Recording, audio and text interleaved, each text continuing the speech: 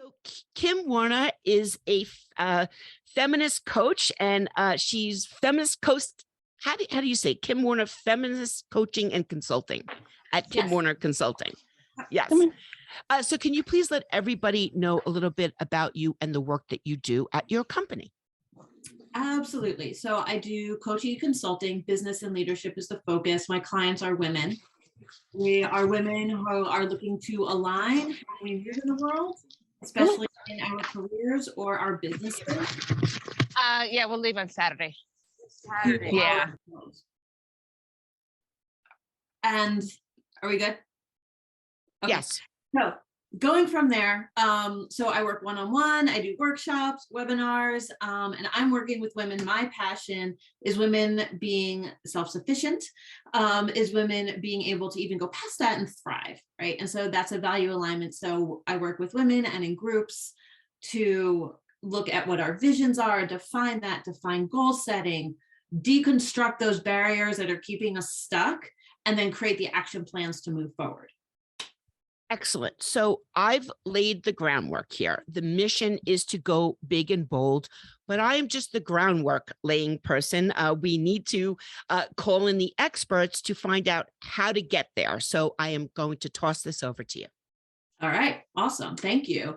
And this is big and bold. Like, I was so excited when you just ran through the lineup of everyone that you're gathering. And I see girls who get bigger and bigger and bolder, right? And just what a movement. How exciting, like what an amazing lineup. I mean, wow, West Africa and Sandy Hubbard. I'm just so thrilled to be part of this. And thank you, Deborah, for putting it together and convening this group that in and of itself is big and bold. So today I'm going to get us started with being big and bold, literally being big and bold, and pulling on that Natalie Portman idea, right? Of that she literally physically needed to take up space. That was what she needed to do because she needed to embody being big and bold, right? And we've talked a lot in Last Girls Who Print, we talked about being visible. That is part of it. But to be big and bold, and we know we need to, and we might try to, but embodying it, when we embody the thing that we're trying to become, then we actually become it, right? We start to become it. You look at all those, that's a great example, are the Thor movies, right? Look at the Hulk, you know, he's a man, and when he gets angry, he becomes big, he embodies his anger, right? Look at Wonder Woman, she embodies everything. Well, Magnificent, Wonderful, I'm a huge fan of the magic, but she truly is what she believes, and that's what we need to do. So that's where we're going to start, so that then we're set up for the rest of the day to come from a space that we are going to own and stand in our bold. In the next 20 minutes, we are literally going to reshape our energy. So I am going to get us started. I'm going to ask everyone, most of us, this is, I think for everybody, this is the morning. I'm on the East Coast in upstate New York. So it's 11:20. So we're going to get the blood pumping, and I am going to ask you to stand up. If you are in a position where you can stand up at your desk, or maybe you're at home, that would be great, because we are going to do some what we call somatic work and move our energy and move our bodies. If you're sitting and you feel more comfortable doing so, you can absolutely walk through this sitting where you are. So it's accessible for anybody. What I really just want you to do is be in a space where we can dial into our bodies. So I'm going to lead this by standing up. All right, and I invite all of you to do the same. Everyone can hear me okay? I hope so. If not, Deborah, someone pop on and let me know. But when I tested it, we should be fine. Okay, let's shake it out. I want everyone to stand or from their place. Maybe close your eyes, and I want to focus in. Thank you, Chris. Thank you. I saw that in the chat. Awesome. Thank you, Shannon and Kelly. Thank you. Okay. Close our eyes, focus in. I want you to take a moment where you were bold at work. I want it to be a work-related experience. I want it to be a time where you took the risk. You did the thing, you sent the email, you went for the job, you stood up, you walked out. Go to that moment. I want you to picture it, recreate the scene, go right to the middle of it, the smell, the person in the room, the action. Now find that. What does that feel like in your body? Find it. Is it in your stomach? Is it in your chest? Find the feeling in your body of bold, of what it felt like.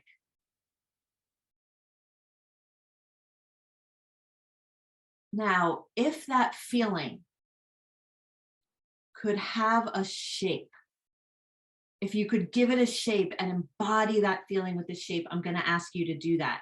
On the count of 3, I want you to take that feeling and let it move your body to what the shape of it is, what it looks like, okay? Don't be afraid. Just follow whatever your body tells you to do. Okay? All right. On the count of 3, 1, 2, 3.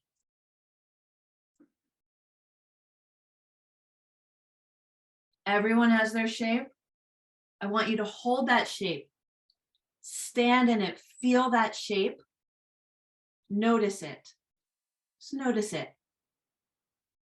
Maybe your arms are open. Maybe your shoulders are back.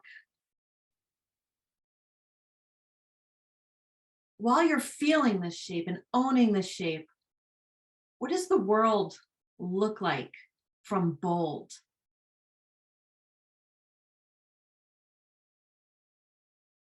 What do your relationships look like from the shape of boldness? What can you do? Being bold. Okay, now that was excellent. I'm going to ask you to shake it out. Okay, we're going to do another one. Take a deep breath. Next, I want you to think of a work-related experience where you were not bold, where it felt small, where you backed off the risk, where you might not have gone for the job, did the thing, sent the email, raised your voice, raised your hand, whatever it is for you. Recreate that experience with precise detail and find that feeling in your body.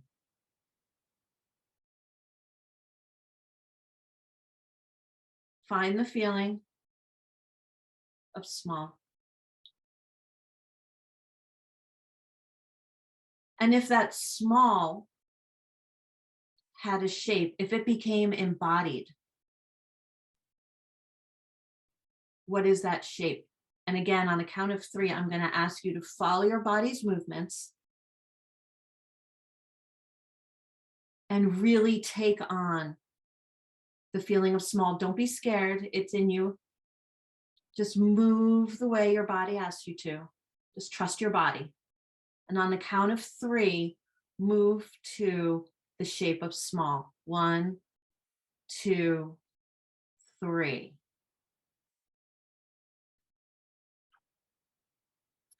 And as we hold the shape of small, notice what it is. Notice the shape your body's taking. Maybe your shoulders are in. Maybe it's in your stomach. Maybe your jaw's tight. Tell me, or think to yourself, what does the world look like from small? What do relationships look like from small? What is possible when you're small? All right. Excellent. All right, let's shake that one off. That one wasn't as fun, right? But important. We're going to shake that off. And because we're big and bold today, before we sit down and everyone comes back together, we're going to go back to big and bold. So on the count of 3, everyone find their big and bold now. That bold feeling, that bold shape. And on the count of 3, I want you to strike it. 1, 2, 3.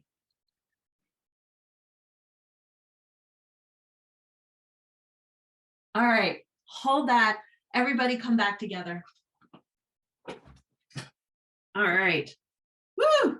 Everyone did great. Sometimes I can feel a little risky. I want to tell you why we did that.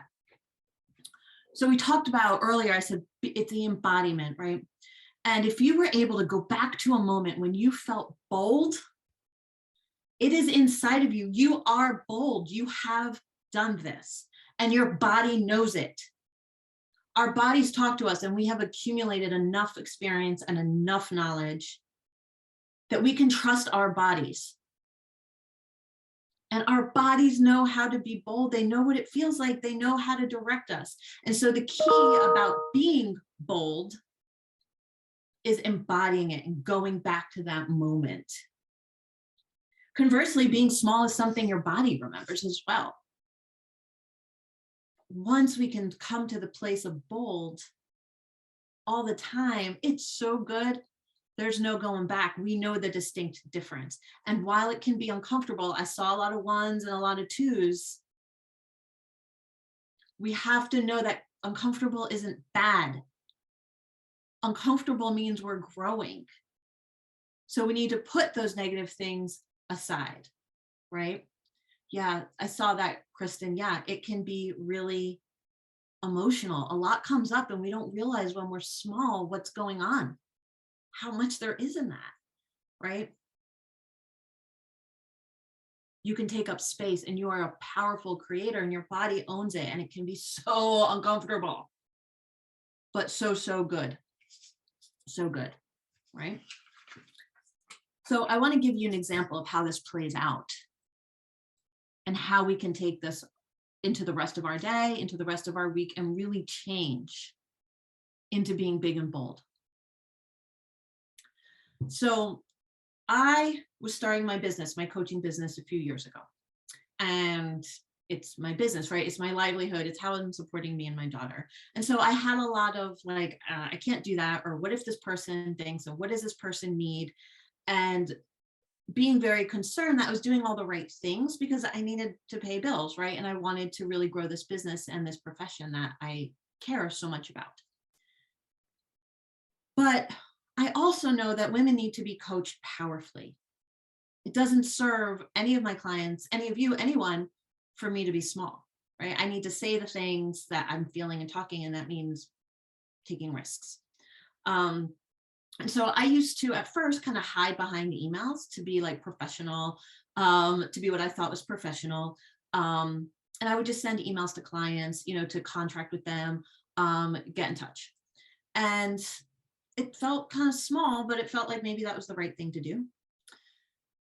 But I was missing a piece, and I noticed that in my body. So one day I had this client I was really excited to work with, a new potential client, actually. She hadn't been a client yet. And she's an author. She's a poet. She's a PhD. She's very successful. And I was reading her book in between getting to know her. She gave me her book and I read it. And I was sitting there one morning and I was so moved by her poetry, about what she could do. I mean, I felt it inside me. She connected me to memories I had to experiences. It was really lovely. So I could have emailed her and said, thank you for the book. But I felt like I wanted to connect with her and tell her. So I called her and I had all the voices in my head, like, don't do that. That's weird. That's strange. She's going to think you're stalking her. She's going to think you're not genuine. Don't do it. But I did. I just took a deep breath and I called her and she answered. And I told her that her book was beautiful and that it moved me and that I saw her as a passionate soul that the world needed more of, and that the dream that she wanted to work on could be born just like her poetry was born. This woman had come from a rural, poor background She was a single mother for 2 beautiful girls and earned her way to a PhD to being a published author. But that in all the hustle, she didn't know how to make her dream of being a poet laureate, of making her second book come true. And we were able to connect on the dream that I believe in and I saw and that she was able to see.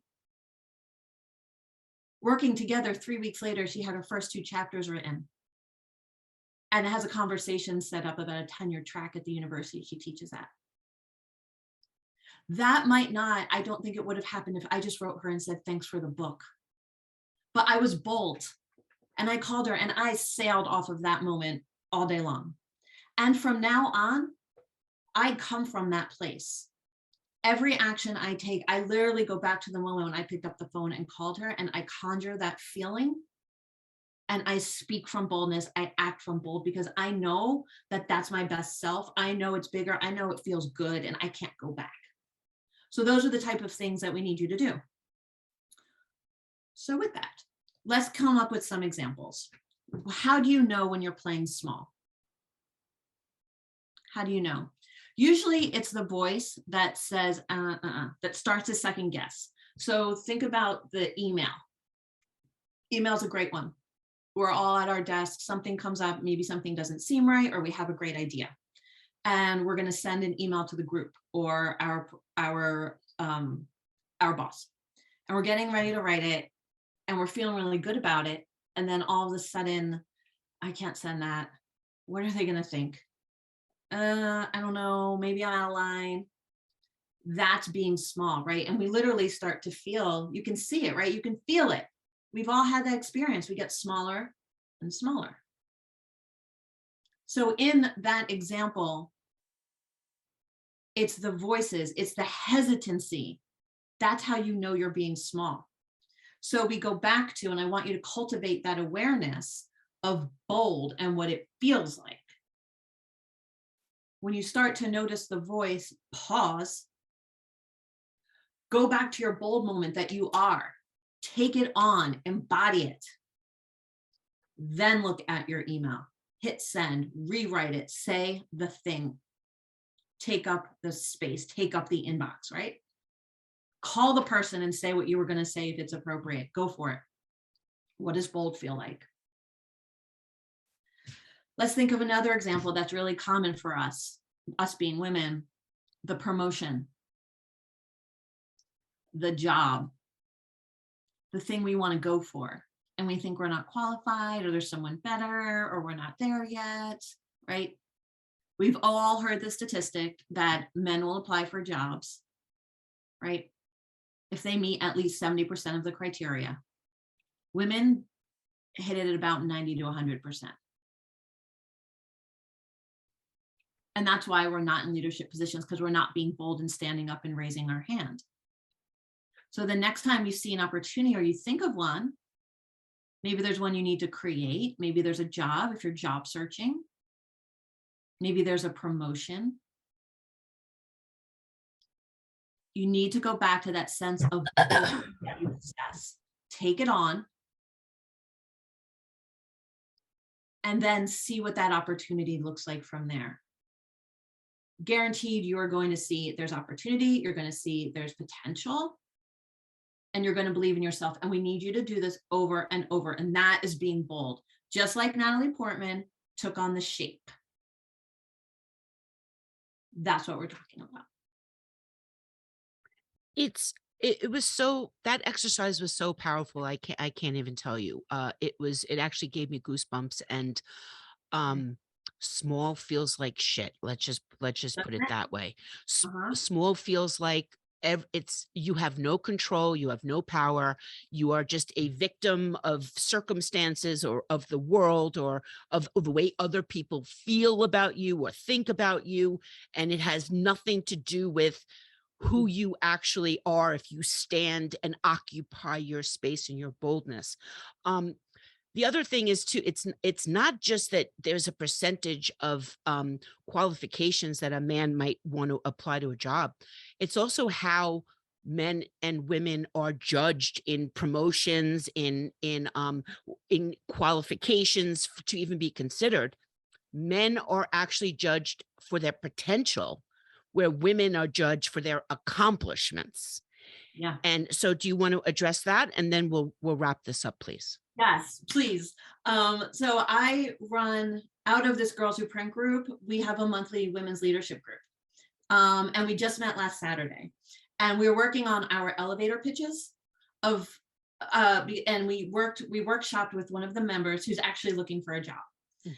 And how is she going to explain herself when she's asked the question, why should we hire you? And the elevator pitch that she first came up with was, well, I have 25 years experience. I can do XYZ, her accomplishments. And so as a group, what we did is we reversed it and said, no, who are you? And it turns out that she loves ensuring that the customer gets what they're looking for, right? We're talking about like variable data sites and such and making sure it works. Like she loves the sweet spot of design and functionality when they come together. She literally said she's a nerd about it, right? Like that's her selling point. That's her potential. That's what she's going to bring to value, because then the company knows their customers are in good hands and that there's going to be customer retention, right? That's her sweet spot. Then she can go into her 25 years experience and she knows this platform and whatever, but it was her potential of what she can do for them. That's what we workshopped. So to your point is like, it is way more powerful to talk about your potential. That's where we feel big, right? When there's opportunity, when we can see potential, live in our creativity and stand as who we are. Small is like when it's all coming at you, right? You feel like it's external. Yeah. Small is actually addressing all of those list of qualifications in a job application and saying, I can do this, and this is my experience doing that. And this is, instead of saying, I'm a dynamic customer communications, expert. And what I do is I create engagements, I create loyalty. And by the way, this is how I do it based on all of my experience. But everything you're saying is just resonating so much. Now, before we wrap this up, can you just mention one more time, there's a leadership group that you're running and how people can get in touch with you. Do you only do one-on-one coaching, or do you also do for like groups or companies or things like that? Yeah, I will do workshops for groups and companies. Doing more and more of those around like value alignment, around ideas of bold. We can talk about what the need is. Either for women focus groups or for a group as a whole who are changing culture. I absolutely do one-on-one. We can also do long-term engagements in groups, right? The women's leadership group works on a 6-month cohort. So the next one will start up in 3 months. We're midway through this cohort, and that will be advertised in Girls in Print. However, if that sounds really exciting and you want in on it now, just message me and we'll figure it out. And we'll get you in and we'll figure out a way to do it, because it is a dynamic group of women, particularly in this industry, working on these big ideas. Kim, just thank you so much. You have been, aligned with Girls Who Print. This is I think our 2nd year now, moving into our 3rd year. And I just want to thank you so much for helping people. I get the nicest notes about thank you so much for introducing Kim to us and to the group. And please just, keep hanging around with us and making us accountable for this big and boldness. Thank you. Thank you so much.